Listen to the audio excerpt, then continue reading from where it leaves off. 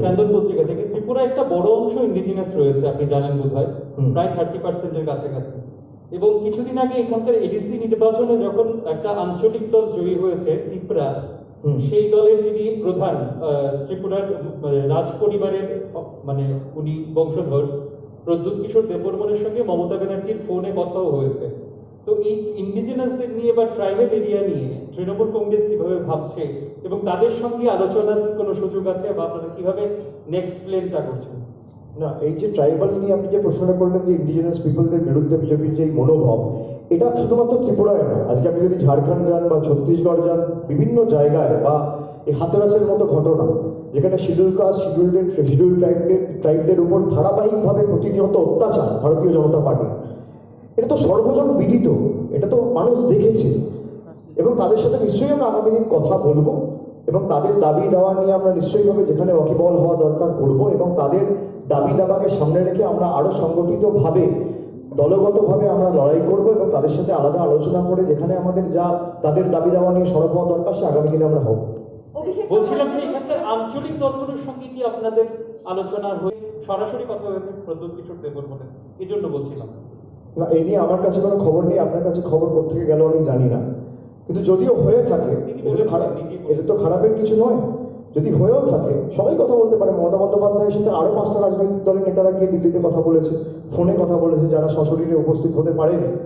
সুতরাং কথা বলেছেন। নিশ্চয়ই আমাদের যদি কারোর সাথে কথা বলতে হয়, বা কেউ যদি অবহেলায় রয়েছে, বা কেউ যদি অত্যাচারিত দীর্ঘদিন ধরে বিজেপির শাসনের বিরুদ্ধে লড়াই করে নিজে একটা বিকল্প শক্তি হিসেবে তৃণমূল কংগ্রেসকে বেছে নিতে চায়, নিশ্চয়ই আমরা তাদের সাথে কথা বলবো, লড়াই করবো।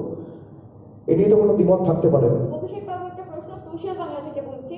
আমাদের ত্রিপুরা রাজ্যে বিভিন্ন আঞ্চলিক বিষয় রয়েছে, তার মধ্যে যে গুরুত্বপূর্ণ বিষয় সেটা হচ্ছে ত্রিপুরাল্যান্ড বা গ্রেটার ত্রিপুরাল্যান্ড। সেই বিষয়ে আপনাদের কি মতামত থাকবে? আপনারা সেই বিষয়টাকে কতটুকু গুরুত্ব দেবেন?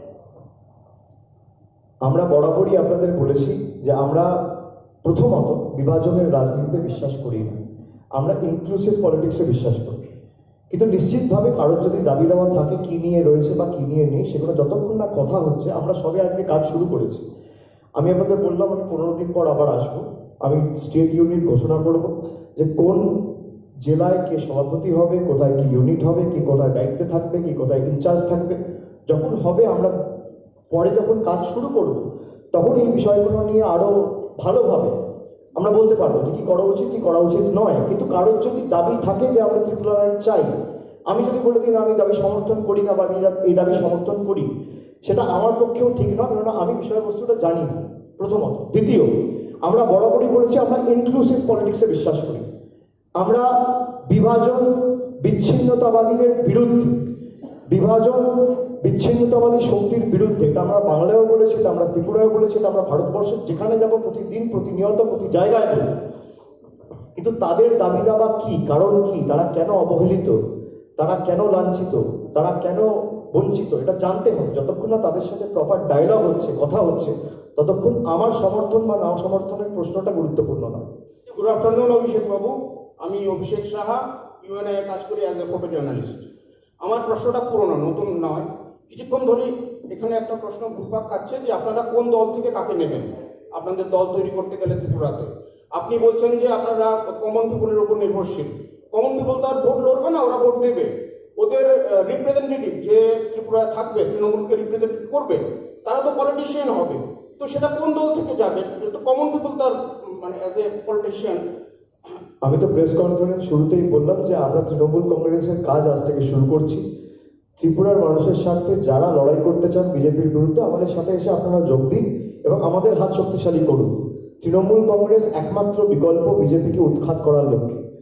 আমরা যখন এই রাজ্যে এসছি, আমরা পার্টিকুলারলি কোনো রাজনৈতিক দল বা কোনো সোশ্যাল কাজকে অ্যাপিল করতে চাই না। আমরা ত্রিপুরার মানুষকে বলছি যে যারা সবকা সাথ সবকা বিকাশের কথা বলেছিল, 50,000 চাকরির কথা বলেছিল, লক্ষ লক্ষ কর্মসংস্থানের কথা বলেছিল, ত্রিপুরায় ডবল ইঞ্জিনের সরকারের স্বপ্ন দেখিয়ে মূল্যবৃদ্ধি কম করার কথা বলেছিল, আজকে মানুষের কাছে দিনের আলোর মতো সেই চিত্রগুলো পরিষ্কার। সব জায়গায় ভারতীয় জনতা পার্টি মিথ্যে ভাওতা দিয়ে মানুষের কাছ থেকে ভোট নিয়ে পরের দিন থেকে টাটা বাই বাই করে চলে গেছে। দিল্লির নেতারা তো আর আসে না, আর বিজেপির নেতারা 10টা করে 15টা করে 20টা করে পুলিশের গাড়ি নিয়ে ঘোরে, মানুষের নাগালের বৃত্তেই নেই।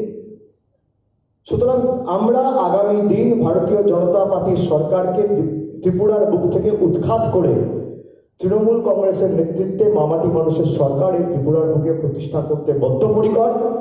সেই লড়াইয়ে যারা সামিল হতে চান, সিপিএম হোক, কংগ্রেস হোক, নির্দল হোক, বিজেপি হোক বা অন্য যে কোনো রাজনৈতিক দল হোক, যে কোনো জাতির হোক, উপজাতির হোক, সংখ্যালঘু হোক, সংখ্যাগুরু হোক, মহিলা হোক, পুরুষ হোক, ছাত্র হোক, যুব হোক, প্রবীণ হোক, নবীন হোক, বয়োজ্যেষ্ঠ হোক, সবার কাছে আমার নতমস্তকে করজোড়ে আবেদন থাকবে যে আপনারা আসুন, তৃণমূল কংগ্রেসের হাত শক্তিশালী করুন এবং আগামী দিন ত্রিপুরার স্বাধীনতার লড়াইয়ের পক্ষে নিজেদের নাম নথিভুক্ত করে আত্মনিয়োগ করে বিজেপি সরকারকে উৎখাত করার লক্ষ্যে আজ থেকে শপথ নিন।